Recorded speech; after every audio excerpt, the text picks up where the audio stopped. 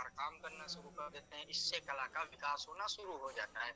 आगे चलकर मराठा शक्ति का उदय होता है, जिसमें छत्रपति शिवाजी महाराज, छत्रपति साहू जी महाराज, ये सब थे, ये मराठा थे, महाराष्ट्र के थे।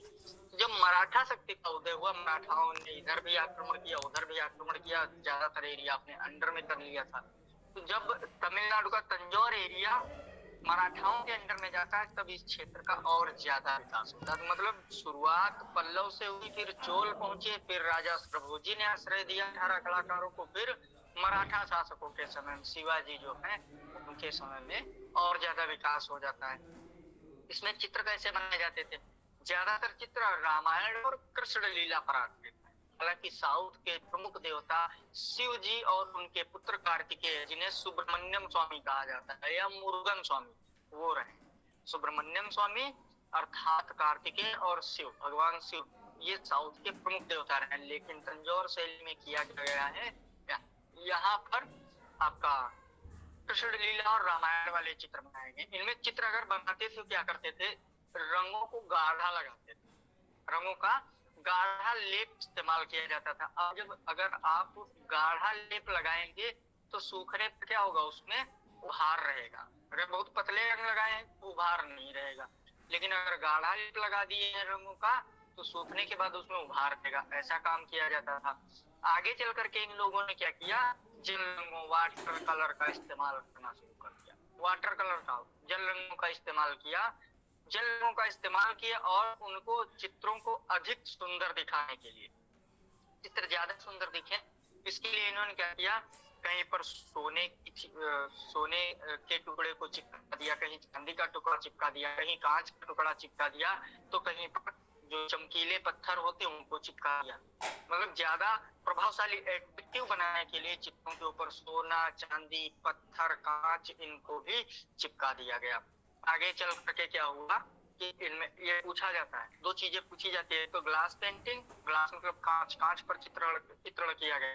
दूसरा पूछा जाता है सोने, चांदी, बहुमूल्य पत्थरों का इस्तेमाल किस शैली में किया गया, किस शैली के चित्रों में सोना, चांदी तथा बहुमूल्य पत्थरों का इस्तेमाल हुआ? तो वो तंजौर शैली है। हमने बताया कि जल रंग से पहले चित्र गाढ़े रंग से बनाते थे, जिससे चित्रों में उभार रहता था। दोबारा एक क्या किए, और जब आगे बढ़े तो जल रंग से चित्र बनाना शुरू किए, और उसमें इन्होंने क्या किया? सोना, चांदी, पत्थर के टुकड़े, रंगीन पत्थर के टुकड़े और कांच का इस्तेमाल करना शुरू कर देते हैं। ठीक है। फिर आगे इन्होंने तैल रंगों द्वारा पोर्ट्रेट बनाए, व्यक्ति चित्र। तैल रंगों के द्वारा इन लोगों ने व्यक्ति चित्रों का निर्माण किया। और तंजौर शैली के तैल रंगों में बने हुए जो भित्ति चित्र हैं या व्यक्ति चित्र हैं, वो हमको तंजौर के राजमहल में आज भी दिखाई पड़ते हैं, या आज भी हम उनको देख सकते हैं। ये हो गया। अब जो तंजौर में कपड़े पर चित्र बनते थे, कपड़े पर, जैसे कपड़ा है, कपड़े पर भी चित्र बनाए गए। कहीं कहीं क्या किया गया है? लकड़ी का पटरा लिए, लकड़ी का पटरा, और उस पटरे के ऊपर कपड़ा चिपका दिया, फिर उसके ऊपर चित्र बनाए। मतलब कहीं कहीं सिंगल कपड़े पर भी चित्र बनता है, केवल कपड़े पर। कहीं कहीं क्या किया गया है? पटरा लिया गया लकड़ी का, और उस लकड़ी के पटरे पर कपड़ा चिपकाया गया, और फिर कपड़े के ऊपर चित्र बनाए गए हैं, और टेम्परा विधि से चित्र बने। रंग जो है टेम्परा विधि से लगाए गए हैं। और जब आगे बढ़ेंगे तो इन लोगों ने क्या किया है? कहीं कहीं पर कांच को ले लिया है, पारदर्शी कांच, ग्लास जो होता है, अंग्रेजी में ग्लास कहते हैं, हिंदी में कांच कहते हैं। कांच को लिया और कांच पर अपारदर्शी टेम्परा रंगों द्वारा चित्रण किया। देखिए, एक होता है पारदर्शी, एक होता है अपारदर्शी। पारदर्शी जिसमें आर पार दिखाई पड़े, अपारदर्शी जिसमें आर पार ना दिखाई पड़े। तो कांच के ऊपर अपारदर्शी टेम्परा रंगों के द्वारा चित्रकारी की गई है, अपारदर्शी टेम्परा रंगों द्वारा चित्रकारी की गई है। इसको ग्लास पेंटिंग कहते हैं, क्योंकि कांच के चित्रण हुआ है। ग्लास पेंटिंग के लिए तंजौर शैली जानी जाती है, इसको ध्यान रखिएगा। और ग्लास पेंटिंग का प्रमुख केंद्र जो रहा है तिरुचिरापल्ली रहा है, तिरुचिरापल्ली। इसके अलावा कुर्नूल में भी, हैदराबाद में भी और कई जगहों पर कांच पर चित्रण किया गया है। प्रमुख रूप से तिरुचिरापल्ली में कांच पर चित्रकारी की गई है। और जो कलाकार थे आंध्र प्रदेश की राजू जाति के लोग थे। जो कलाकार थे कांच पर जो चित्र बनाते थे वो आंध्र प्रदेश की राजू जाति के लोग हुआ करते थे। मंदिरों में खूब कांच चित्रण किया गया है। हैदराबाद के एक मंदिर से कांच पर चित्रण के उदाहरण मिले हैं, जो माना जाता है सबसे प्राचीन कांच पर चित्रकारी के नमूने हैं। और ये चित्रकारी, कांच पर चित्रकारी जो है विदेशी प्रभाव के कारण प्रारंभ हुई थी। यहाँ जो फुटकर कपड़े पर चित्र बने हुए हैं, जैसे सिंगल कपड़े पर हुआ, ऐसा कपड़ा जो पटरे पर नहीं चिपकाया गया, केवल कपड़ा है, कपड़े पर चित्र बनाए गए हैं, ऐसे चित्रों को केवल पूजा में ही प्रयोग किया जाता था। केवल पूजा में प्रयोग किया जाता था, पूजा स्थलों पर ही उनको प्रदर्शित किया जाता था, अन्य स्थानों पर प्रदर्शित नहीं किया जाता था। ये आपका है तंजौर शैली। तंजौर शैली में याद क्या करना है, तंजौर है कहाँ, तो तमिलनाडु में। कांच चित्रण, कांच चित्रण मतलब ग्लास पेंटिंग। ग्लास पेंटिंग के लिए कौन सी शैली जानी जाती है, तो तंजौर शैली। बहुमूल्य पत्थर, सोना, चांदी, कांच का उपयोग किस शैली के चित्रों में किया गया है, तंजौर शैली। दो ही प्रश्न आते हैं, तीन प्रश्न, और कुछ नहीं पूछा जाएगा। कांच पर चित्रण, चित्रों में बहुमूल्य पत्थर, सोना, चांदी, कांच का इस्तेमाल किस शैली में किया गया, और तंजौर पड़ता कहाँ है। बाकी चित्रकला में तो इतना ही पूछा जाता है। और ज्यादा विद्वत पढ़ना है तो तंजौर के बारे में तो स्थापत्य कला में बताया जाएगा कि तंजौर में कितना क्या बनाया गया, क्योंकि स्थापत्य में तंजौर, तमिलनाडु बहुत आगे रहा है। बहुत अच्छे अच्छे मंदिरों का निर्माण किया गया। हर पेपर में तमिलनाडु का कोई ना कोई मंदिर या मूर्ति रहता जो, वो स्थापत्य की बात है, वहां पर बताई जाएगी। इसके बाद आएगी मैसूर शैली। मैसूर, मैसूर जानते हैं कर्नाटक में पड़ता है। कर्नाटक में मैसूर पड़ता है। यहाँ पर भी एक शैली चलती है, यहाँ पर भी इस चित्र में भी चित्रकारी की शैली चलती है कर्नाटक में। कर्नाटक के मैसूर एरिया, मैसूर क्षेत्र में यहाँ पर एक राजा थे कृष्ण वाडेयर। कृष्ण वाडेयर नाम के राजा थे। उनके 100 साल पहले, मतलब कृष्ण वाडेयर के राजा बनने से 100 साल पहले से मैसूर में चित्रकला शैली चल रही थी। और जब कृष्ण वाडेयर मरे, उनके 100 साल पहले चल रही थी, और वो जब राजा बने उनके समय में भी चलती रही, लेकिन जब उनकी मृत्यु हुई तो शैली मैसूर समाप्त हो। मैसूर शैली कृष्ण वाडेयर की मृत्यु के साथ ही समाप्त हो गई, जो कि कृष्ण वाडेयर के जन्म के मतलब राजा बनने से 100 साल पहले से चल रही थी। इस शैली में क्या किया जाता था, मैसूर शैली के जो कलाकार थे, हाथी दांत के ऊपर व्यक्ति चित्र बनाया करते थे। सभी पोर्ट्रेट किसी राजा का, हाथी दांत बहुमूल्य होता है, सभी को पता है, कीमती होता है।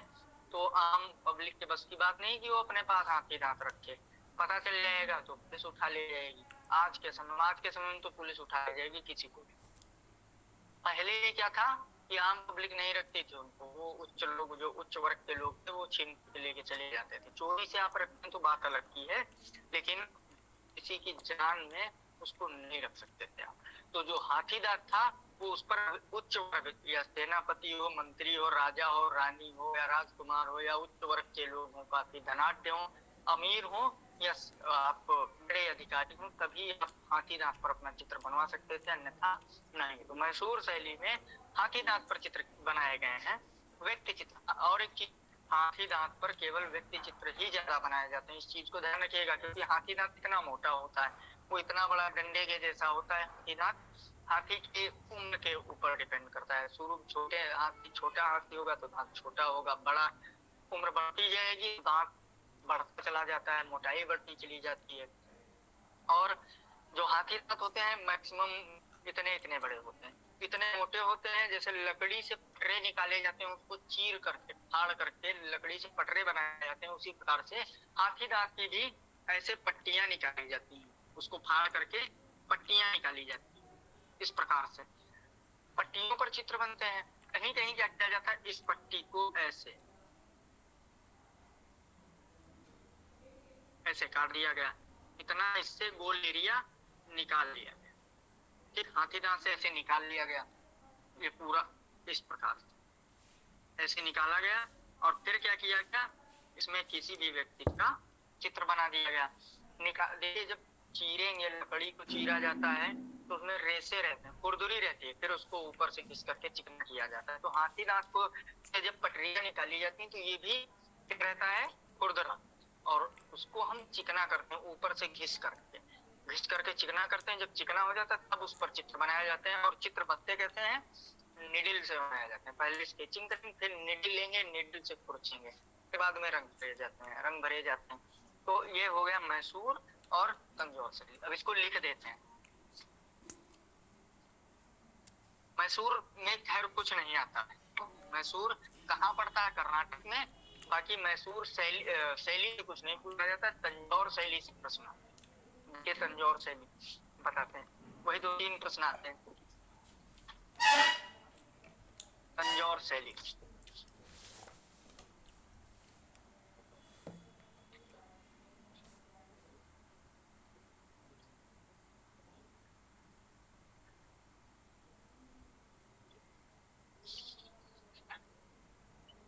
तमिलनाडु। तंजौर शैली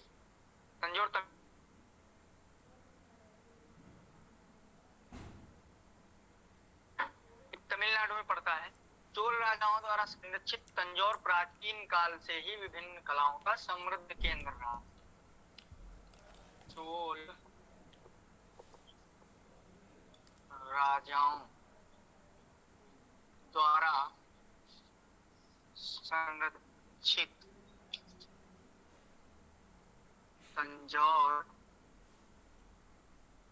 प्राचीन काल से विभिन्न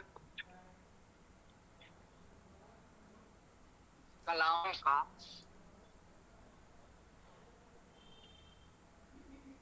प्रमुख केंद्र रहा है। विभिन्न कलाओं का प्रमुख केंद्र रहा है। 18वीं सदी ईस्वी के अंत में राजा सरभोजी ने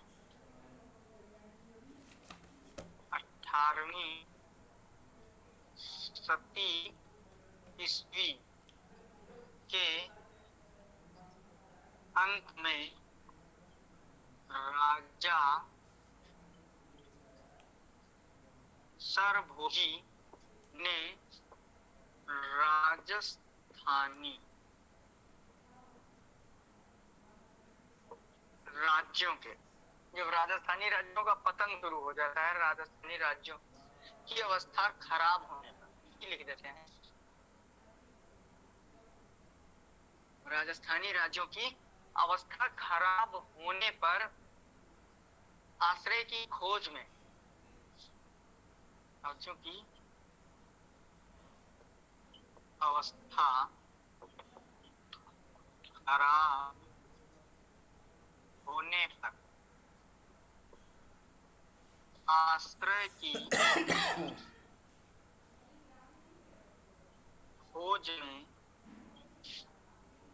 भटकते। जब अवस्था खराब हो गई तो कलाकार बेचारे भटकना पड़ेगा ही, क्योंकि वही उनकी रोजी रोटी थी, वही छिन गई। अवस्था ही नहीं सही है तो ये लोग अपने आश्रय में भटकने लगे। चित्रकारों को आश्रय प्रदान किया, भटकते चित्रकारों को आश्रय प्रदान किया। आश्रय प्रदान, आश्रय की खोज में भटकते चित्रकारों को आश्रय प्रदान किया। 1833 से 55 ईस्वी में मराठा शासक शिवाजी, 1833 से 55 ईस्वी के मध्य में मराठा शासक शिवाजी, मराठा शासक शिवाजी के राज्यकाल में 18 कलाकारों के परिवारों, शिवाजी के शासन काल में 18 कलाकारों के परिवारों को आश्रय प्राप्त हुआ। कलाकारों के परिवारों को आश्रय प्राप्त हुआ।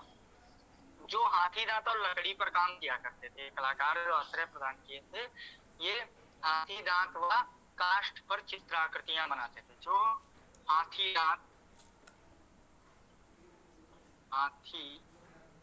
दांत व काष्ठ फलक, फलक मतलब टुकड़ा, काष्ठ मतलब लकड़ी, लकड़ी के टुकड़े पर चित्र बनाते थे।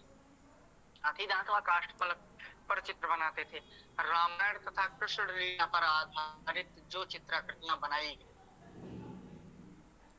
रामायण तथा कृष्ण लीला पर आधारित जो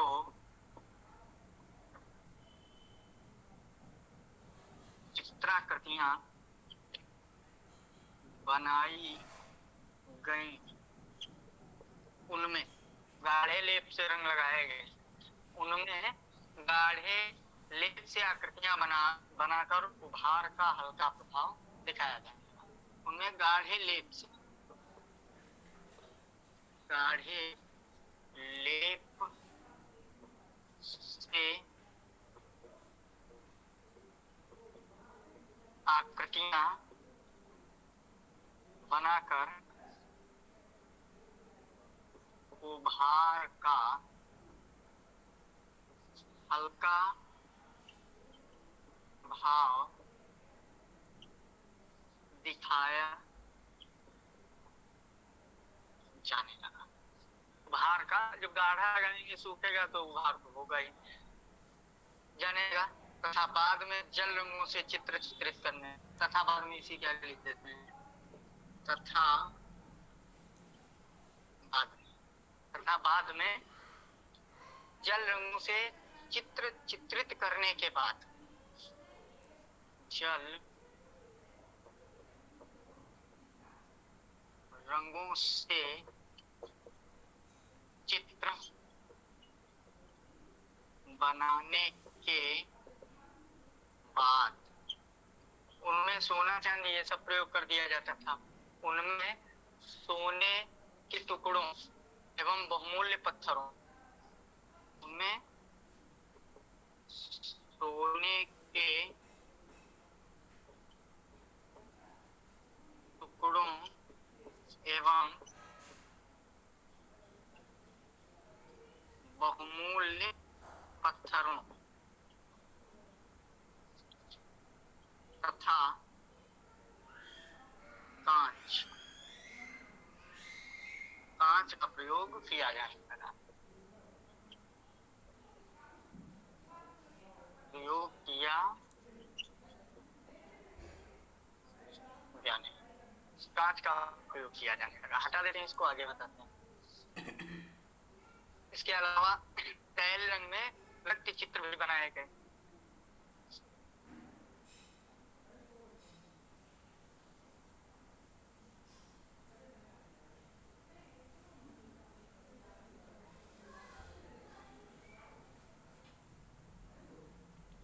इसके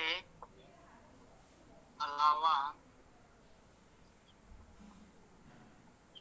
तैल रंग में व्यक्ति चित्र भी बनाए गए। व्यक्ति चित्र में होता है पोर्ट्रेट, तैल रंग में व्यक्ति चित्र भी बनाए गए तथा लकड़ी के पटरों पर चिपके कपड़े तथा लकड़ी के पटरों पर चिपके कपड़े, इस पर भी चित्र बनाए गए। लकड़ी के पटरों पर चिपके कपड़े पर चित्रण की विधि भी विकसित हुई। कपड़े पर चित्रण की विधि भी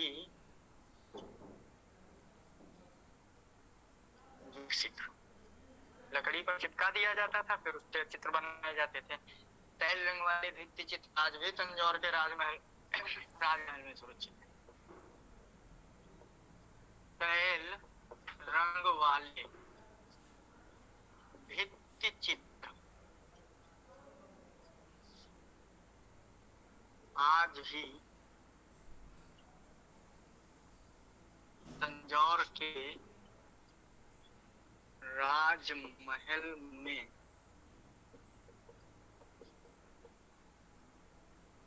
सुरक्षित है। आज भी तंजौर के राजमहल में सुरक्षित है। तंजौर शैली 17वीं 18वीं शताब्दी में मराठा शासकों के संरक्षण में विकसित। इसको याद कर लेना। तंजौर शैली वो सोना चांदी वाला, सोने वाला बहुमूल्य पत्थर वाला लिखे तो उसको भी याद कर लेना, सबसे नीचे लिखे थे।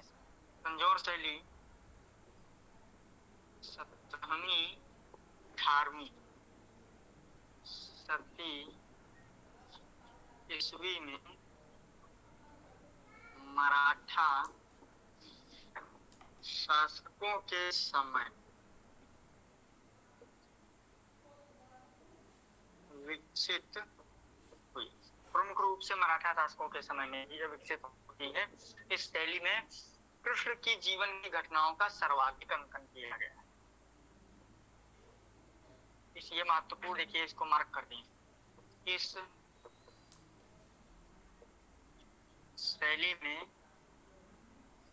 कृष्ण के जीवन की घटनाओं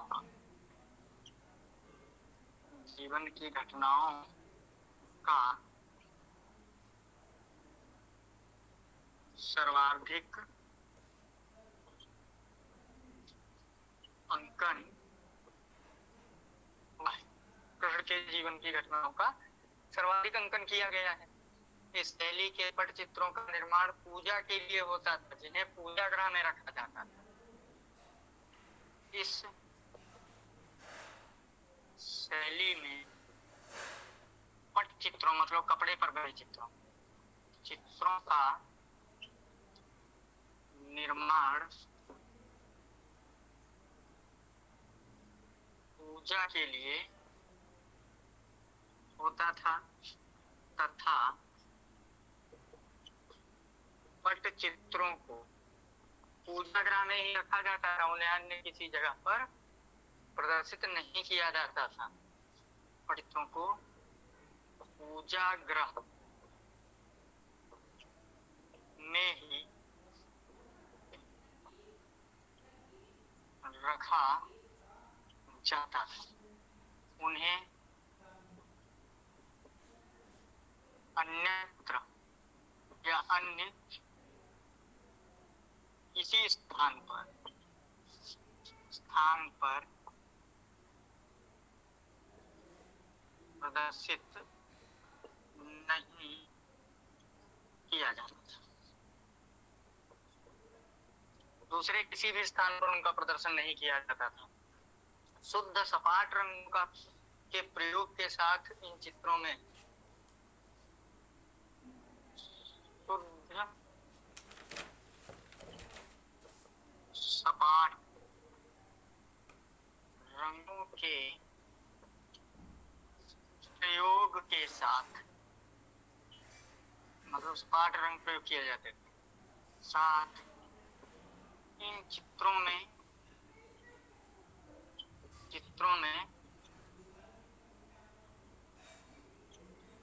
पृष्ठभूमि सदैव मतलब हमेशा लाल तथा हरे, लाल और हरी रहती थी। पृष्ठभूमि लाल तथा हरे रंग की रही, हरे रंग की रही है। और आकृतियां जो होती थी, और आकृति का रेखांकन सुनहरे व गहरे लाल रंग से किया जाता था। और आकृति का रेखांकन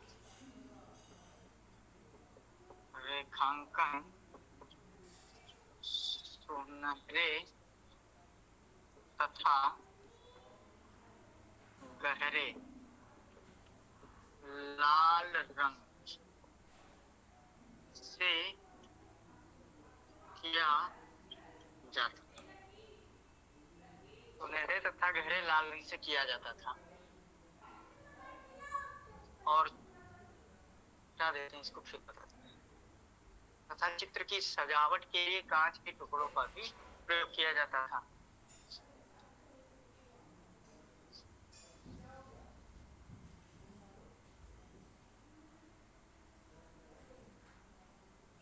चित्रों की सजावट के लिए, इसको याद रखिएगा, चित्रों की सजावट के लिए कांच के टुकड़ों का भी प्रयोग किया जाता था। सजावट के लिए कांच के टुकड़ों का भी इस्तेमाल किया जाता था। तंजौर ग्लास पेंटिंग का प्रमुख केंद्र रहा है, इसको भी याद रखिएगा। तंजौर ग्लास पेंटिंग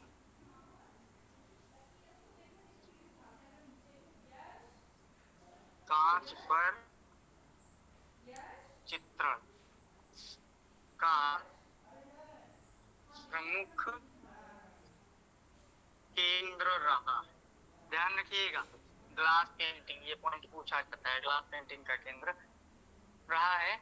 इसके चित्रकार आंध्र प्रदेश की राजू जाति से संबंधित रहे। इसके इसी के लिख देते हैं, इसके चित्रकार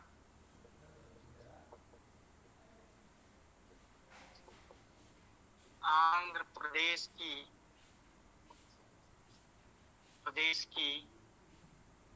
राजू जाति से संबंधित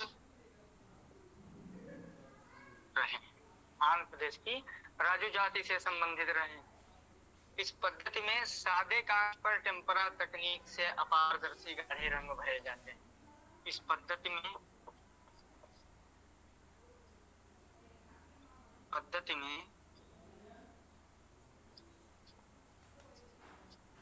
सादे कांच पर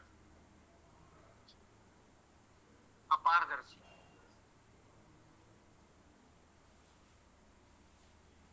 टेम्परा रंग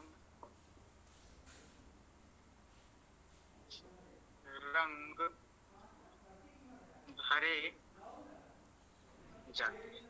अपारदर्शी टेम्परा रंग भरे जाते हैं। ध्यान रखिएगा, कांच पर चित्रण याद रखिएगा, रंग उनसे है उनसे मतलब नहीं। तंजौर शैली हैदराबाद, जापा, कुरनूल, मैसूर। तंजौर शैली हैदराबाद,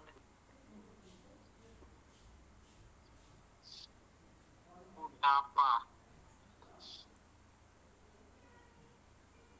कुरनूल,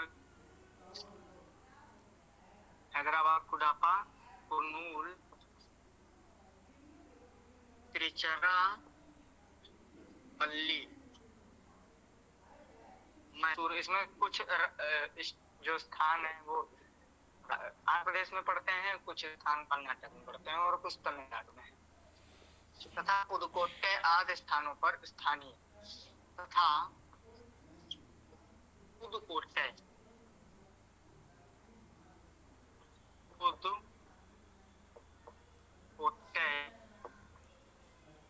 आदि स्थानों पर स्थानीय विशेषताओं के साथ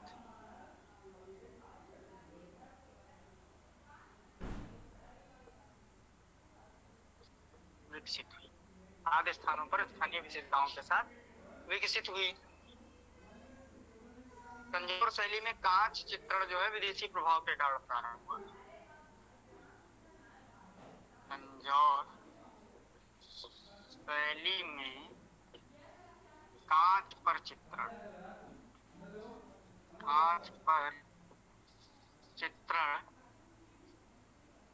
विदेशी प्रभाव के कारण प्रारंभ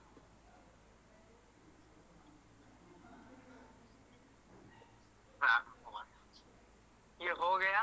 अब है मैसूर शैली, हटा देते हैं इसको, मैसूर बताते हैं। मैसूर कर्नाटक में,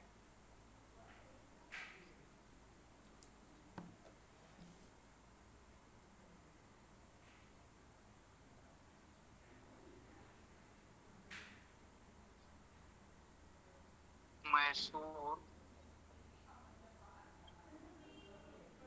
शैली कर्नाटक, मैसूर कर्नाटक में पड़ता है। दक्षिण में स्थित मैसूर राज्य में एक भिन्न प्रकार की कला शैली का विकास हुआ। दक्षिण कर्नाटक में स्थित मैसूर में एक भिन्न कला शैली का विकास हुआ। भिन्न कला शैली मतलब थोड़ा हट करके विकास हुआ। राजा कृष्ण राज वाडेयर के संरक्षण में पनपी यह शैली राजा कृष्ण राज वाडेयर के संरक्षण में पनपी यह शैली कृष्ण राज वाडेयर से, इनसे 100 साल पहले, कृष्ण राज वाडेयर से 100 वर्ष पहले प्रचलित थी। से 100 वर्ष पहले प्रचलित थी तथा कृष्ण राज वाडेयर की मृत्यु के, कृष्णराज वाडेयर की मृत्यु के साथ ही शैली का अंत हो गया। मृत्यु के साथ ही इस शैली का अंत हो गया। और इस शैली के जो कलाकार थे, इस शैली के कलाकारों ने या चित्रकारों ने हाथी दांत पर अनेक छवि चित्र बनाए। इस शैली के चित्रकारों ने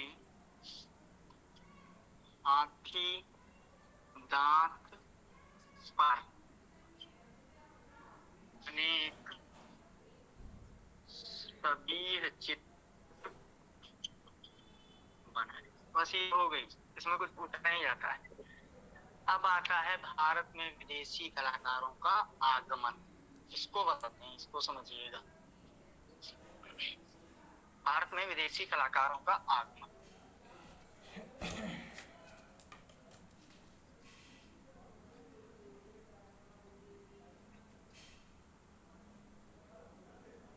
भारत में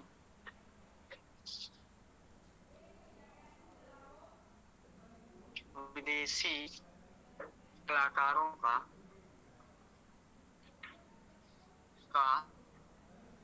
आगमन मतलब हम लोग भारत में रहते हैं, यहाँ पर विदेशी कलाकार कब से आना शुरू हुए, कब से प्रारंभ होता है विदेशी कलाकारों का आगमन? तो अगर हम देखेंगे भारत पर विदेशी प्रभाव, जब बाहर का कोई व्यक्ति आएगा तभी तो भारी प्रभाव आएगा।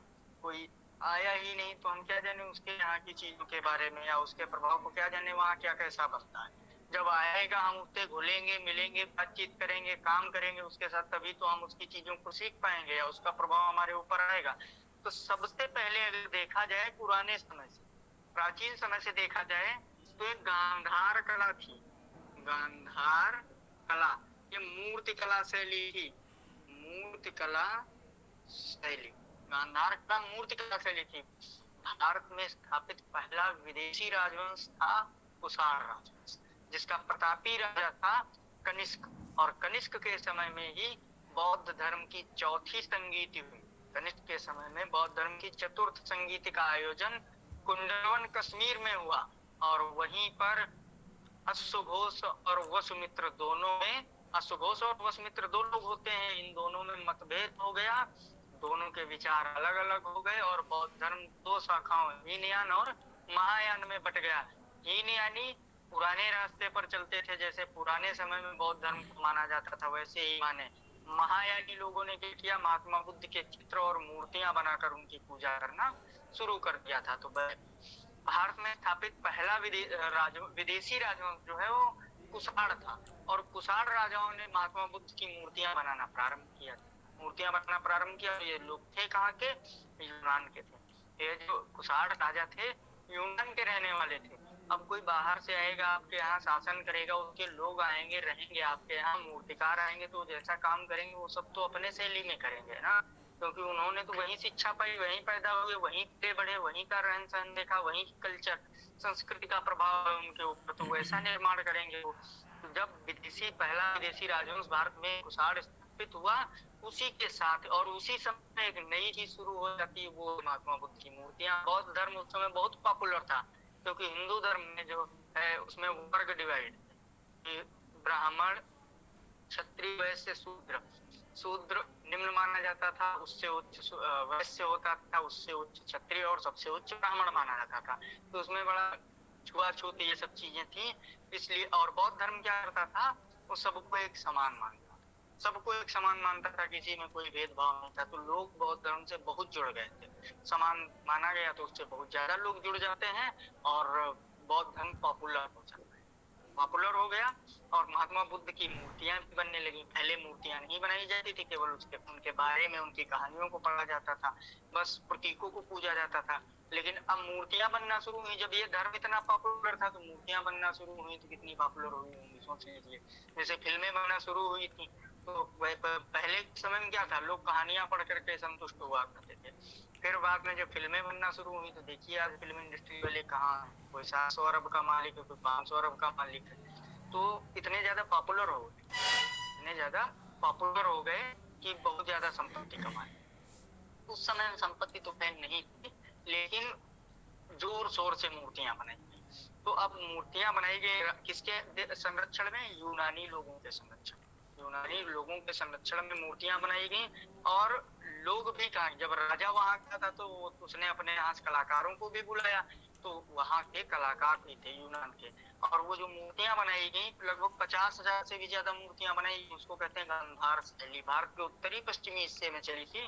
तो ये गांधार कला या गांधार शैली जो है, यही से हम देखते हैं कि भारत में विदेशी कलाकारों का आगमन शुरू हुआ। हमने हेडिंग डाली है भारत में विदेशी कलाकारों का, आक्रमणकारियों का नहीं। आक्रमण तो पहले सिकंदर ने किया था, सिकंदर तो इनसे पहले आक्रमण कर चुका था। एरिया सिकंदर, दुनिया भर के बहुत लोगों ने आक्रमण किया, और सब बहुत लोग थे। लेकिन हमको देखना है कि कलाकार कब से आना शुरू हुए। तो कलाकार आए कुषाण काल में, जब उन्होंने यहाँ पर सत्ता स्थापित की। सिकंदर आया था, आया चला गया, उसने सत्ता थोड़ी यहाँ पर राज थोड़ी किया।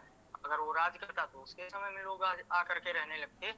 इनके समय में, कुषाण राजाओं के समय में कलाकार आकर के बसे, काम किया। तो भारत में पहली बार हम देखते हैं कि कुषाण राजवंश के समय, मतलब गांधार कला के समय में विदेशी कलाकारों का आगमन हुआ। फिर और आगे बढ़ेंगे तो एक के बाद एक विदेशी आक्रमणकारी तक सब आते रहते हैं। फिर 712 में मोहम्मद बिन कासिम आया, उसके बाद 1000 ईस्वी से महमूद गजनवी ने 1030 ईस्वी तक 17 पर आक्रमण किया। लेकिन वो आता था, लूट करके चला जाता था, आता था, उसका मेन उद्देश्य था हम यहाँ से संपत्ति लूट करके जाएंगे, अपने यहाँ धाक जमाएंगे, अपने क्षेत्र में इराक, ईरान, अफगानिस्तान वाले एरिया में अपना शासन फैलाएंगे, यहाँ से पैसा लेकर के जाएंगे। ये समृद्ध था, यहाँ से देश भारत जो है वो समृद्ध था, यहाँ से लेकर के जाते, वहां पैसे के दम पर वो लोग राज करते थे। यहाँ वो नहीं अपना राज फैलाना चाहते, वो यहाँ पर शासन नहीं करना चाहता था, वो लूटेरा था, वो जाता था यहाँ से लूट करके ले जाता था, वहां अपना उस पैसे के रुतबे पर, मतलब उस पैसे के दम पर रुतबा बनाता था अपना, और वहां शासन करता था। फिर वो भी आया चला गया, उसके साथ भी एक दो ये अलबरूनी वगैरह ये सब आते हैं, बाकी कुछ नहीं। फिर और आगे बढ़ते हैं, और आगे बढ़ेंगे तो फिर मोहम्मद गौरी है। मोहम्मद गौरी आया, आक्रमण किया, पृथ्वीराज चौहान को हराया, दिल्ली अपने अंडर में ले लिया, दिल्ली अपने अंडर में ले लिया, अजमेर अपने अंडर में ले लिया, और कुतुबुद्दीन ऐबक को सब कुछ सौंप करके चला गया। कुतुबुद्दीन ऐबक राजा हो गए, लेकिन अपने यहाँ से कलाकारों को नहीं बुलाया। उसके बाद मुगल राजा हुए, दिल्ली सल्तनत पूरी कड़ी चल पड़ी। जब महमूद गौरी ने भारत को जीता था, पृथ्वीराज चौहान को हराकर गुलाम वंश की नींव पड़ी। उसके बाद खिलजी, गुलाम खत्म हुआ, खिलजी वंश आया, खिलजी के बाद तुगलक, तुगलक के बाद सैयद, सैयद के बाद लोधी वंश आता है। 5 राजवंशों ने शासन किया और लोधी वंश में ही आगे चल करके बाबर, बाबर जो होता है, बाबर ने आकर के इब्राहिम लोधी को पानीपत के पहले युद्ध में हराया और साइड कर दिया इनको। बाबर राजा हुआ, बाबर ने 4-5 लड़ाइयां लड़ी भारत, 4-5 लड़ाइयां, जिनमें पानीपत का पहला युद्ध, खानवा का युद्ध, चंदेरी का युद्ध और आगरा का युद्ध, ये लड़ता है और 1530 में मर जाता है। 1526 में भारत में मुगल वंश की स्थापना की, 1530 तक लड़ता रहा, 4 लड़ाइयां की, मर गया, वो चला गया। तो मर गया, उसका लड़का हुमायूं राजा हुआ। हुमायूं राजा होता है, हुमायूं 1530 में राजा बना, 1539 में चौसा में इसका युद्ध हुआ शेरशाह सूरी से। शेरशाह सूरी सासाराम बिहार पड़ता है, जौनपुर जो पड़ता है उत्तर प्रदेश में, जौनपुर, जौनपुर में सरकी वंश का शासन था और उनकी रियासत थी, क्योंकि जौनपुर उत्तर प्रदेश के पूर्वी हिस्से में पड़ता है। उसके पार और जाएंगे, 1-2 जिले पड़ेंगे, फिर आ जाएगा आपका बिहार। तो उसका एरिया उस समय बिहार तक फैला हुआ था, जौनपुर का शासन बिहार तक था। बिहार में छोटी सी रियासत पड़ती थी सासाराम। सासाराम रियासत के जो जमींदार थे, हेड थे उस रियासत के, वो थे शेरशाह सूरी के पिताजी, शेरशाह सूरी के पिताजी। लेकिन उनके पिता जो है, शेरशाह सूरी के पिता एक छोटे से जमींदार थे। शेरशाह सूरी महत्वाकांक्षी था, वो चाहता था कि मैं जमींदार तक ही नहीं लिमिटेड रहूंगा, स्थित रहूंगा, मैं आगे बढ़ूंगा और बड़ा राजा बनूंगा। फिर वो दिल्ली की तरफ टर्न होता है, दिल्ली की तरफ मुड़ता है, उसकी निगाहें दिल्ली पर थी। वो जौनपुर को जीत करके क्या करता है, वो थोड़ा छोटा सा राज्य था, दिल्ली बड़ा राज्य था, दिल्ली पर निगाहें थी, उसने हुमायूं को घेरा, हुमायूं को घेर लिया। हुमायूं जैसे तैसे बच गए। 1540 में फिर बिलग्राम कन्नौज में घेरा और हुमायूं भाग गए। भाग करके ईरान पहुंचे। ईरान में शाह तामास के यहाँ से राजा था, सफवी वंश का शाह तामास को। बीच में रास्ते में विवाह किए, अकबर पैदा हुआ, वो बात अलग की, वो सब बाद में बताया जाएगा। ईरान पहुंचे। ईरान में शाह तामास के यहाँ 2 कलाकार काम करते थे, मीर सैयद अली और ख्वाजा अब्दुल समद सिराजी। ये 1542-43 में इन लोगों से मुलाकात हुई और बाद में इनको लेकर के भारत चलाया। तो इस प्रकार ईरान से कलाकार, पहले यूनान से कलाकार आए, फिर ईरान से कलाकार आना शुरू हुए, इराक ईरान से कलाकार आना शुरू हुए, अफगानिस्तान वाली इंडिया से, मतलब मुस्लिम कलाकार आना शुरू हुए। तब क्या होता है, भारत पर यूरोपीय लोगों की नजर पड़ती है कि यहाँ पैसा है, चलें कुछ व्यापार करें, और फिर पैसा लूट करके नहीं, मतलब व्यापार करेंगे, सामान बेचेंगे, खुद ब खुद मिल जाएगा, लेकर चले आएंगे। उनको क्या पता था कि यहाँ के लोग मूर्ख हैं, आपस में लड़ते रहते हैं। वो आकर के फिर जब देखा यहाँ की कंडीशन, तो सोचा क्यों ना इनको आपस में लड़ा करके गद्दी ही हासिल कर ली जाए, यहाँ पर राजा ही बन जाया जाए। वो तो बाद में प्लान किए, पहले व्यापार करने आए थे। 1556 ईस्वी में पुर्तगाली जो है गोवा आए, गोवा आते हैं और गोवा में ही इन्होंने क्या किया, एक प्रेस लगा, छापा प्रेस। 1556 ईस्वी में गोवा में छापा प्रेस लगा दी, कलाकारों ने काम करना शुरू कर दिया। वो लोग ईसाई थे, यहाँ देखा, वो लोग आए जब, यहाँ देखा कि ईसाई धर्म ही नहीं है, यहाँ पर हिंदू मुस्लिम बौद्ध जैन सिख यही सब है, तो उन्होंने सोचा क्यों ना इसी बीच में अपने धर्म का प्रचार प्रसार किया जाए, यहाँ पर ईसाई बनाया जाए लोगों को। तो उन्होंने क्या किया, उस प्रेस में ईसाई धर्म से संबंधित किताबों को छाप छाप करके बेचना या बांटना शुरू कर दिया। लोग उसके प्रभाव में आने लगे और हिंदू मुस्लिम जैन सिख इन सब से कन्वर्ट होकर के ईसाई होना शुरू हुए। धीमे धीमे विदेशी कलाकार, मतलब यूरोपीय कला, पुर्तगाली लोग आना शुरू हुए। फिर क्या हुआ, मुगल काल में तो कलाकार आना शुरू हो गए। बाबर था, हुमायूं के समय में कलाकार आए, फिर अकबर के समय आए, जहांगीर के समय, शाहजहां के समय, औरंगजेब के समय भाग गए। औरंगजेब के समय भाग जाते हैं, मुगल वंश का पतन हो जाता है। लेकिन इस बीच यूरोपीय लोगों का आगे बढ़ता है, इनका जो विकास है वो आगे बढ़ता है, उनका पतन होता है। मुगलों का पतन हुआ, यूरोपीय लोग आगे आए। अगर मुगलों का पतन ना होता तो यूरोपीय आगे नहीं आते, तो फिर मुगलों का ही शासन रहता, उनका पतन। अब देखिए, पुर्तगाली है, पुर्तगालियों के बाद फ्रांसीसी, दुनिया भर के बहुत देशों के लोग आ जाते हैं, उसी में अंग्रेज भी आ जाते हैं। जहांगीर जो राजा था उसके समय में आया sir Thomas Roe, sir Thomas Roe आया। सर टॉमस रो आता है, जहांगीर को एक बग्घी शायद भेंट करता है, बग्घी भेंट करता है और फिर व्यापार की अनुमति मांगता, कहता है हम अपना व्यापार करना चाहते हैं। तो कहते हैं ठीक है। उनको तो यूरोपीय चीजें चाहिए थी, उन्होंने देखा तो था नहीं वैसा, वो बग्गी ले ली और कहा कि हाँ ठीक है परमिशन देते हैं, तुम व्यापार करो आराम से। फिर उन लोगों ने अपना साम्राज्य फैलाना शुरू कर दिया और उनका प्रभाव ज्यादा होता चला गया, अंग्रेजों का प्रभाव कम होता चला गया। जैसे ही औरंगजेब मरा 1707 ईस्वी में, वैसे ही उन लोगों ने और ज्यादा अपना एरिया बढ़ा दिया, क्योंकि दिल्ली पर फिर कोई मजबूत राजा नहीं रह जाता है। और 1857 में अंग्रेजों ने क्या किया, पुर्तगालियों को भगाया, फ्रांसीसियों को भगाया, मुगलों को मार के इधर उधर कर दिया, खुद की सत्ता भारत पर स्थापित कर ली, भारत को गुलाम बना लिया। व्यापार करने आए थे और गुलाम बना लिए। अब जब ये लोग गुलाम बना लिए तो अब इससे पहले ये लोग व्यापार करते थे, व्यापार किया करते थे, थोड़ा बहुत कूटनीति खेलते रहते थे, इस राजा को उससे लड़ाओ उससे लड़ाओ।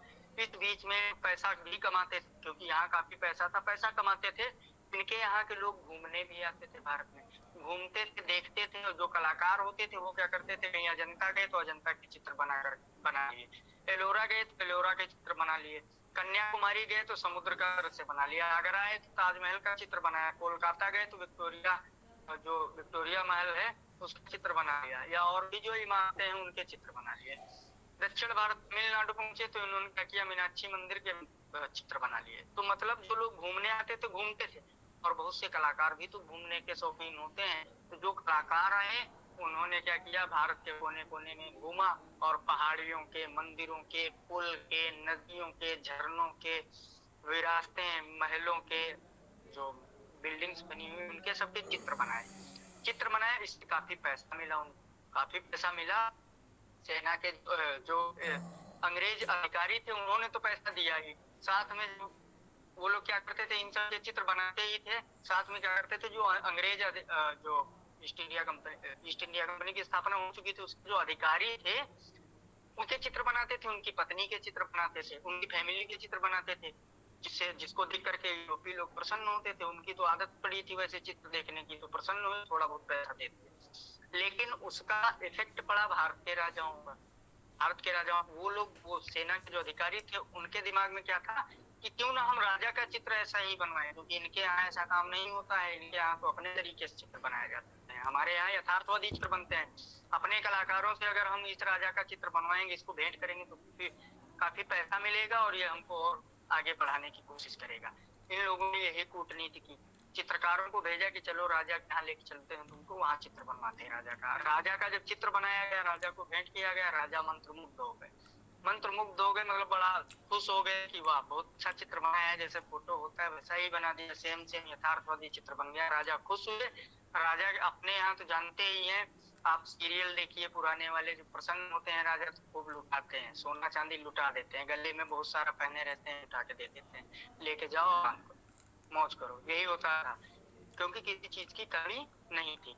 अब जब मान लीजिए विदेश से पहले एक व्यक्ति आया, उसको इनाम मिल गया, एक चित्र बनाया उसको मिल गया बहुत, क्योंकि इंग्लैंड में तो सब आम बात थी, यूरोप में आम बात थी, वो सब यथार्थवादी बनाते थे, अपने यहाँ यथार्थवादी काम नहीं होता था, यहाँ भावनाओं पर आधारित काम होता था। यहाँ की कला रेखा प्रधान थी, वहाँ की कला छाया प्रधान है। तो वहां के जब एक कलाकार आया उसको बहुत कुछ मिल गया, एक ही चित्र पे बहुत सारा पैसा मिल गया, सोना चांदी दौलत मिल गया, तो 4-6 लोगों के यहाँ गया, 4-6 राजाओं के पास, सबके 4-6 के चित्र बना, बहुत ज्यादा संपत्ति मिल गई, लेकर के इंग्लैंड लौटा। वहां के लोगों ने देखा कि इसके पास 1 मंजिल का मकान था और ये वहां गया था, वहां से आया 4 मंजिला, 4-4 मकान हो गए, अच्छा खासा पैसा हो गया, आराम से जीवन बिता रहा है, ऐसो आराम से पूरा जीवन चल रहा है इसका। उन्होंने पूछा कि भाई ऐसा क्या मिल गया आपको कि ऐसा मतलब जीवन ही आपका बदल गया। उन्होंने बताया कि हम भारत गए थे, वहां चित्र बना के दे दिए उनको, बहुत पैसा मिल गया। तो लोग क्या किए, वो कहे हम भी जाएंगे अब भारत में, हम भी बनाएंगे चित्र जा करके वहां। वो भी गए, एक एक करके आना शुरू हो गए और बहुत सारे कलाकार आते चले गए। तो इस प्रकार से, लेकिन हम यहाँ पर गांधार मुगल ये सब नहीं बताएंगे आपको, हम सीधे यूरोपीय, क्योंकि हम आधुनिक पढ़ा रहे हैं तो आधुनिक समय के कलाकारों को बताएंगे। 18वीं सदी से कलाकारों का आगमन प्रारंभ होता है और कई कलाकारों के साथ मिलकर के लगभग 33 कलाकार यथार्थवादी पद्धति में काम कर रहे थे। पहले नंबर पर आते हैं 1769 में टिली कैटिल। और जो हम ये विदेशी कलाकार बताएंगे, ये एक चीज याद रखिएगा, हम कंपनी शैली से पहले बता रहे हैं, जस्ट पहले कंपनी शैली से, लेकिन ये सब अगर पूछ लिया जाए किस शैली के कलाकार हैं तो कंपनी में जाएंगे। इस चीज को जरूर ध्यान रखिएगा जैसे इसमें कौन कौन से कलाकार आए, तो टिली कैटिल हो जाते हैं, 1769 में आए। इन्होंने घूमा फिरा, देखा, और लखनऊ है, लखनऊ में जो लखनऊ के को क्या कहा जाता था, अवध, यहाँ पर नवाब हुआ करते थे, यहाँ के राजा को नवाब कहा जाता था, नवाबों की नगरी कहलाती है लखनऊ। तो लखनऊ आए टिली कैटिल, इन्होंने अवध आए और यहाँ के नवाबों के चित्र बनाए। पूछा जाता है अवध के नवाबों के चित्र किसने बनाए, तो टिली कैटिल, ध्यान रखिएगा। इस बार पूछा गया था टिली कैटिल किस शैली का कलाकार है, कंपनी शैली का, कि विदेशी जब आए तो वो कंपनी शैली ही थी उस समय, कंपनी शैली, यथार्थवादी काम हो रहा था सब कंपनी से, ठीक है, ध्यान रखिएगा इसको। हम कुछ कलाकारों के नाम बता देते हैं, अगर ये आए तो कंपनी शैली से ही करिएगा। Thomas Daniell, William Daniell, Augusto Schoefft, Tilly Kettle, 4 नाम याद रखिएगा जरूर। टिली कैटिल इसी बार पूछा गया था। तो और इसके अलावा आए तो बहुत सारे कलाकार, हमने बताया 33 कलाकार, 33 कलाकार सक्रिय थे, काम कर रहे थे। वो क्या देख कर के आए थे, एक को पैसा मिला है, हमको भी पैसा मिलेगा, चलिए वहीं चलते हैं आराम से, एक बार बना के चित्र, भाग आते हैं, 2-4 साल में आ जाएंगे, पूरा जीवन बैठे बैठे खाया जाएगा। इस चक्कर में कलाकारों की लाइन लग जाती है। अब इसका थोड़ा सा एक गलत पड़ता है भारत पर, वो लोग आए तो भारत के लोगों का क्या होगा, जो लोग अपने हिसाब से भौहें धनुषाकार बना रहे थे, आंखें चापाकार बना रहे थे, नाक तोते की चोंच के समान बना रहे थे, ये सब काम करने वालों कोई पूछता ही नहीं था, क्योंकि वो बिल्कुल हूबहू चित्र बना के इंग्लैंड वाले दे रहे थे, अपने यहाँ वाले शास्त्रों के नियमों के अनुसार चल रहे थे कि हमको कंधा जो है केकड़े जैसा केकड़ा होता है ऐसे बनाना, घुटना केकड़े जैसे बनाना है, कंधा किसी और जैसे बनाना है, कमर डमरू की जैसी बनानी है, कंधा जो है वो केले के पेड़ के जैसी बनानी है, आंखें और तरीके से, मतलब सबके लिए कुछ न कुछ दिया गया है शास्त्रों में, तो हमको ऐसे बनाना है। अब उनको कोई पूछ ही नहीं रहा था, क्योंकि अब बिल्कुल यूरोपीय चीजों में चकाचौंध हो गया था भारत और भारत के लोग। अब उनका क्या हुआ, उनका रोजगार छिन गया, उनको कोई पूछ नहीं रहा था, उनको पैसा नहीं मिल रहा था, कोई उनसे चित्र नहीं बन रहा था, उन्होंने भी क्या किया, उन्हीं कलाकारों को कॉपी करना शुरू कर दिया। जो कलाकार आए थे बाहर से, जैसा वो काम करते थे, मजबूरी थी, रोजगार चला गया तो मजबूरी में काम करना पड़ा, ये भी वैसा ही काम करने लगे, और वही हो गई कंपनी शैली। ये भी राजाओं के, उनके रानियों के और अधिकारियों के, उनकी पत्नियों के, पुत्रों के चित्र बना बना करके बेचना शुरू कर दिए। इनका भी मेन काम हो गया, चित्र बनाओ पैसा कमाओ, मतलब बनाओ बेच दो, अपने हिसाब से काम करोगे कुछ नहीं मिलेगा, अपने हिसाब से अगर काम करेंगे कुछ नहीं मिलेगा, दूसरे से पूछिए आपकी डिमांड क्या है, उसको परखिए वो क्या चाहता है आपसे, वही बना के दीजिए, प्रसन्न होगा, पैसा दे देगा। आप अपनी तरफ से कितना भी वेस्ट करेंगे, लेकिन उसको नहीं पसंद हो सकता है, नहीं पसंद होगा, वो नहीं खरीदेगा। तो अब कलाकार जैसा लोगों को पसंद आने लगा था, यूरोपीय लोगों को देख लिए थे, वैसा पसंद आने लगा था, वैसा काम करना कलाकार शुरू कर देते हैं। 4 मेन कलाकार हैं तो 33 हमने बताया, लेकिन 4 मेन है। सबसे पहले टिली कैटिल, ईजल होती है एक, ईजल देख लीजिएगा आप लोग, ईजल क्या होता है, जैसे ट्राइपॉड होता है उसी के जैसा होता है ईजल, उस पर कैनवास रख करके खड़े होकर के चित्र बनाया जाता है, लकड़ी का होता है। ईजल की शुरुआत टिली कैटिल के द्वारा ही भारत में की गई थी, इसको ध्यान रखिएगा। ये ग्रेड 2018 में पूछा गया था। टिली कैटिल किस शैली के कलाकार हैं, इसी बार शायद टीजीटी या पीजीटी में था, तो कंपनी शैली के हैं। थॉमस डेनियल, विलियम डेनियल, इनको याद रखिएगा, और अगस्तो सोफ्ट, 4 लोगों को याद रखिएगा। टिली कैटिल ने अवध के नवाबों के चित्र बनाए थे। थॉमस डेनियल, विलियम डेनियल ये चाचा और भतीजे थे, चाचा भतीजे थे। ये लोग आते हैं 1785 में आए थे, 1794 में चले गए थे, चले जाते 1794-95 में चले गए। तो देखिए टिली कैटिल वाले में हमने बताया कंपनी शैली के कलाकार, अवध के नवाबों के चित्र बनाए, और ईजल त्रिपाई जो होती है ट्राइपॉड, उसका प्रारंभ टिली कैटिल के द्वारा किया गया, इसको ध्यान रखिएगा। फिर आगे बढ़ेंगे, चलिए इसको अभी बताते हैं, इसको लिख देते हैं पहले। थॉमस डेनियल, विलियम डेनियल और अगस्तो सोफ्ट, इनको भी बताएं। चाचा भतीजे थे, आए थे, गढ़वाल गए, उत्तराखंड में, उत्तराखंड वर्तमान उत्तराखंड घूमे। पहले तो यूपी में ही वो सब एरिया आ जाता था, उत्तर प्रदेश में 2000 ईस्वी में, 2001 में बंटवारा हुआ था, तो वो अलग हो गया है। वहां घूमे, वहां पर एक रस्सी का पुल बना है, उसका चित्र बनाया। गए अजंता एलोरा, उसका चित्र बनाया। दक्षिण में गए कन्याकुमारी, मतलब जो भी चीजें मेन मेन है सब घूम लिया, ताजमहल भी घूम लिया, कलकत्ता भी घूम लिया, बनारस भी घूम लिया, कानपुर भी घूम लिया, सब कुछ घूमा और खूब उसके चित्र बनाए, ठीक है। और इन्होंने जब आए थे, इनके पास एक कैमरा था, बॉक्स कैमरा था, कैमरे से फोटो भी खींचते थे। लड़कों को रखा था इन्होंने, 10-20-50 लोग थे इनके पास। लोग पालकी में चलते थे, पालकी में चलते थे। कानपुर के मैदानी भाग की यात्रा इन्होंने पालकी के द्वारा तय की थी। और भी चीजें होती हैं, फिर ये वापस चले जाते हैं। एक चाचा था, एक भतीजा था, एक करके दोनों की मौत हो जाती है। गढ़वाल के रस्सी के पुल के चित्र का निर्माण, गढ़वाल का जो रस्सी का पुल है उसका चित्रण थॉमस डेनियल, विलियम डेनियल ने किया था। और दोनों जल रंग में काम करते थे, वाटर कलर से चित्र बनाते थे। एक प्रश्न आता है कि जल रंग की एक्वाटिंट पद्धति का प्रयोग भारत में किसने किया था? श्री गणेश या शुरुआत किसने की थी जल रंग की एक्वाटिंट पद्धति की? तो थॉमस डेनियल, विलियम डेनियल के द्वारा की गई थी। फिर बढ़ते हैं आगे, अगस्तोसोफ्ट हैं, उनको भी बता देते हैं। अगस्तोसोफ्ट हंगरी के थे, हंगरी के रहने वाले, हंगरी, बुडापेस्ट हंगरी, जहां अमृता शेरगिल पैदा हुई थी, उसी देश के ये कलाकार थे। ये इनका, ये जिस गली में रहते थे, इनका घर जो है, घर वर्तमान में 7 उल्लुओं के घर के नाम से जाना जाता है। इनका घर 7 उल्लुओं के घर के नाम से जाना जाता है। ये हंगरी से पढ़ने गए वियना, तो वियना से आ गए लाहौर। उस समय लाहौर ये सब भारत में आता, आज पाकिस्तान में, पहले पाकिस्तान भी भारत ही हुआ करता था, तो भारत में आता था। भारत में राजा थे, शेर सिंह करके थे राजा शायद था। तो उनके यहाँ गए, वियना गए थे पहले, हंगरी से वियना पढ़ाई करने, वियना से आए लाहौर, लाहौर में राजा के यहाँ आए। राजा को क्या चित्र दिखाया, अपने बनाए, राजा को अपने बनाए चित्र दिखाए, राजा बहुत पसंद, राजा ने इनको उपहार दिया। फिर इन्होंने कहा कि अब हम राजा साहब आप चित्र बनाएंगे। तो राजा साहब ने कहा ठीक है आप हमारा चित्र बनाइए। उनका चित्र बना दिए, तो और ज्यादा राजा प्रसन्न हुए, और ज्यादा उपहार दे दिया इनको।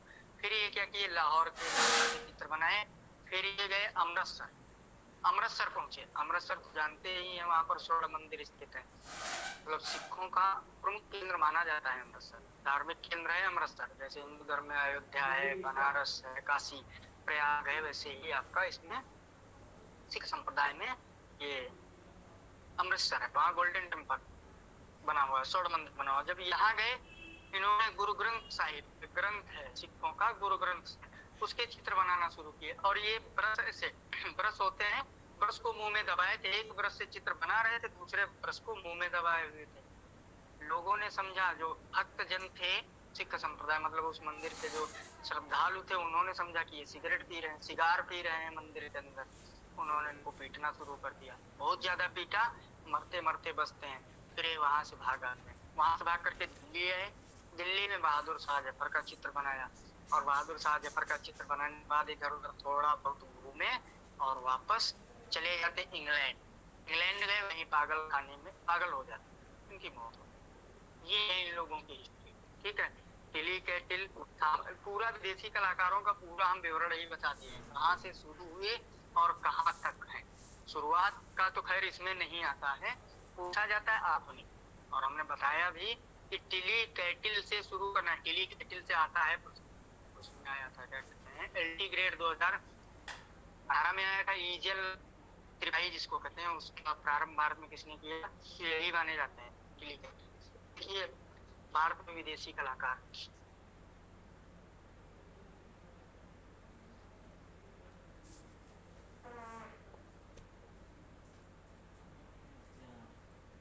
विदेशी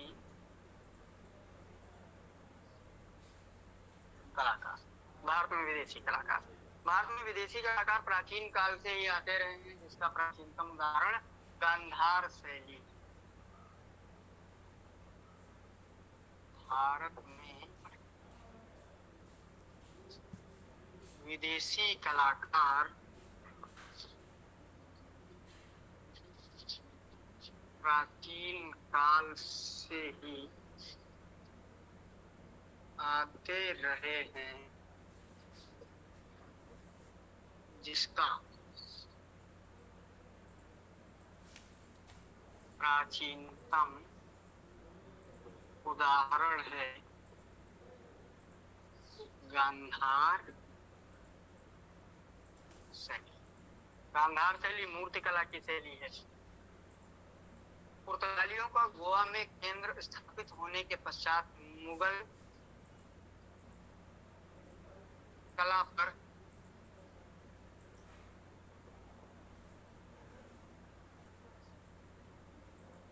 पुर्तगालियों का गोवा में केंद्र स्थापित होने के पश्चात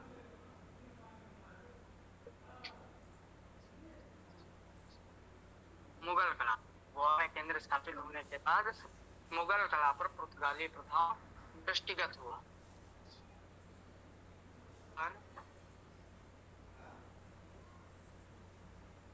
पुर्तगाली प्रभाव दृष्टिगत हुआ। ये अकबर के समय में रहा, दृष्टिगत हुआ। लेकिन जहांगीर के समय में सर टॉमस रो आ जाता है, किंतु जहांगीर के शासनकाल में इंग्लैंड के राजदूत सर टॉमस रो,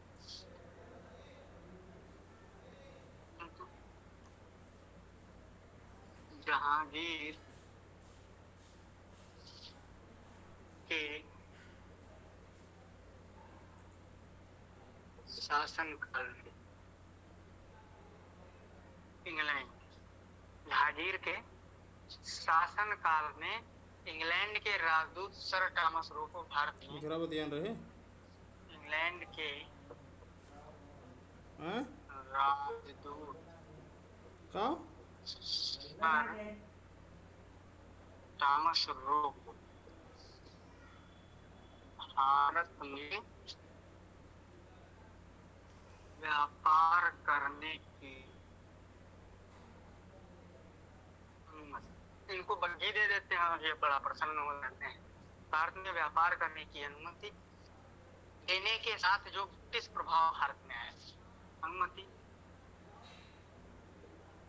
देने के साथ भारत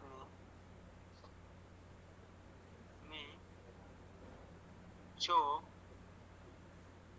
ब्रिटिश मतलब इंग्लैंड का, ब्रिटिश मतलब होता है इंग्लैंड का, ब्रिटिश प्रभाव आया वह निरंतर बढ़ता ही गया। ब्रिटिश प्रभाव आया वह निरंतर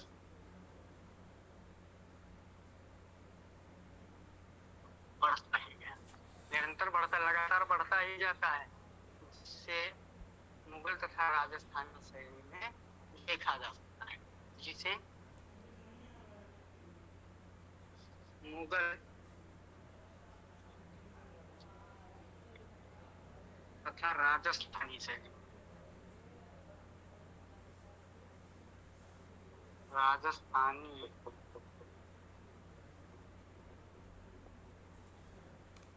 शैली में देखा जा सकता है, मुगल तथा राजस्थानी शैली में देखा जा सकता है। ब्रिटिश चित्रकारों का बड़ी संख्या में भारत में आगमन मध्य 18वीं सदी से आरंभ हुआ। ब्रिटिश चित्रकारों का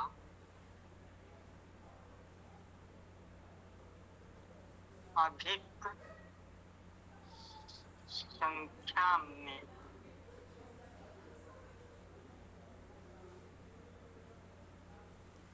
भारत में आगमन मध्य 18वीं सदी से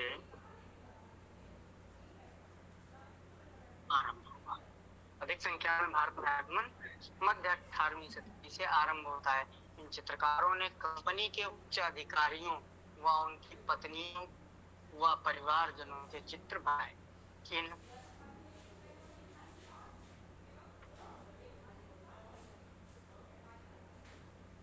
चित्रकारों ने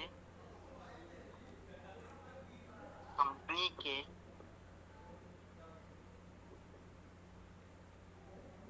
उच्च अधिकारियों, उनकी पत्नियों पत्नियों व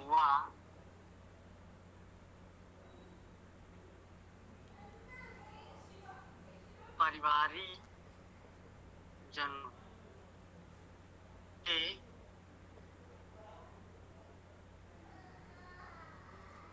चित्र बनाए, परिवार वाले लोगों के चित्र बनाए। भारतीय शासकों ने भी इसका अनुकरण कर यथार्थवादी शैली में भारतीय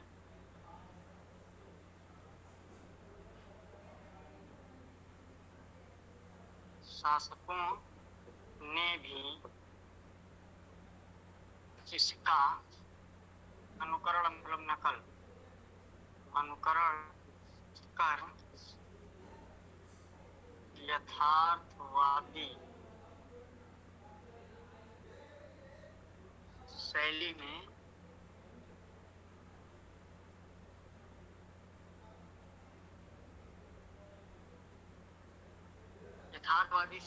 ब्रिटिश चित्रकारों से, ब्रिटिश या विदेशी चित्रकारों से चित्र बनवाए। विदेशी ले लेते हैं, ब्रिटिश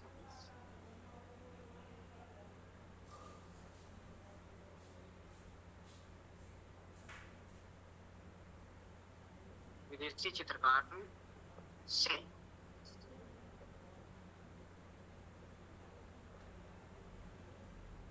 चित्र बनवाए, विदेशी चित्रकारों से चित्र बनवाए, जिससे चित्रकारों को लाभ हुआ, जिससे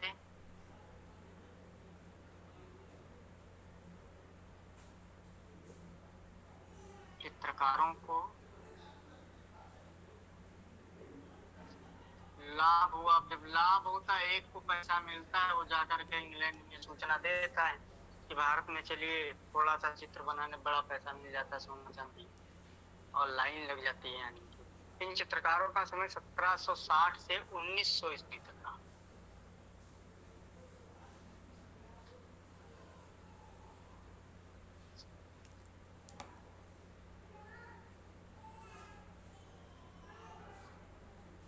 इन चित्रकारों का समय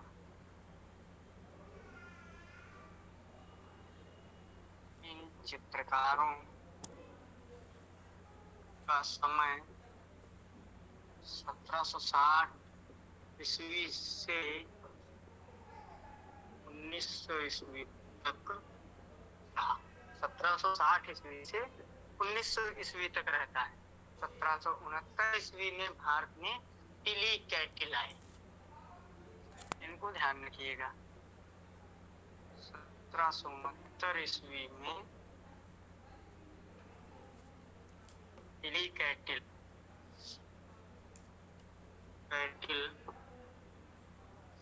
भारत आए तथा ईजल का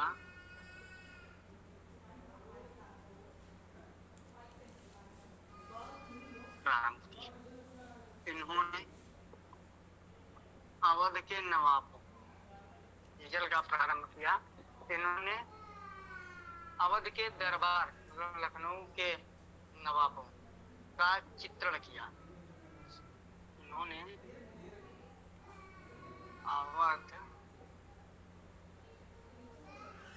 के दरबार मतलब लखनऊ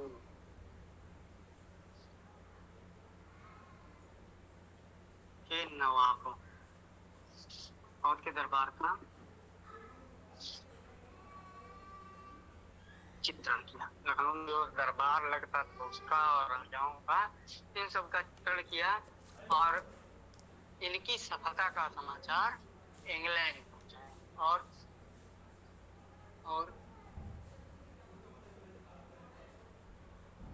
अपनी सफलता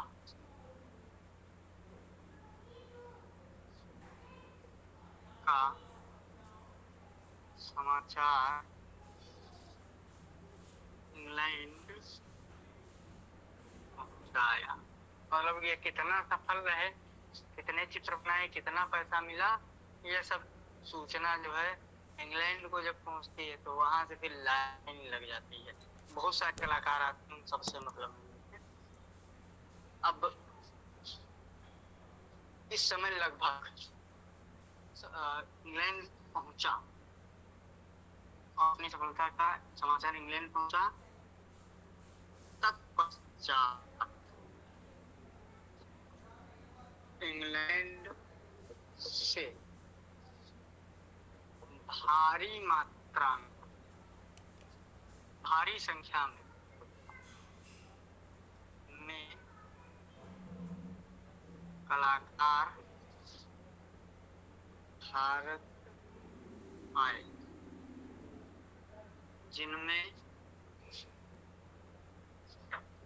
थॉमस डेनियल, विलियम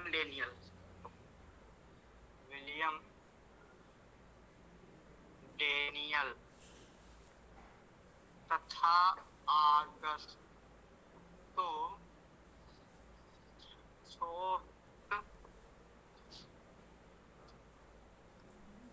प्रमुख है।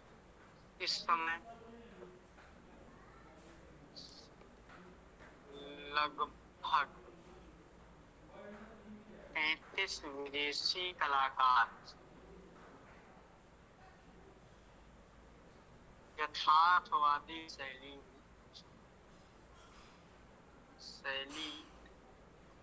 में भारत में चित्रण कर रहे थे। 33 कलाकार भारत में चित्रण कर रहे थे। अब आते हैं डेनियल चित्रकार, वो सब कल बताएं। थॉमस डेनियल, विलियम डेनियल, ये सब कल बताए जाएंगे। तो इसके आगे की क्लास कल चलेगी, आज नहीं पढ़ाया जाएगा। यदि किसी को कुछ पूछना हो पूछ सकते।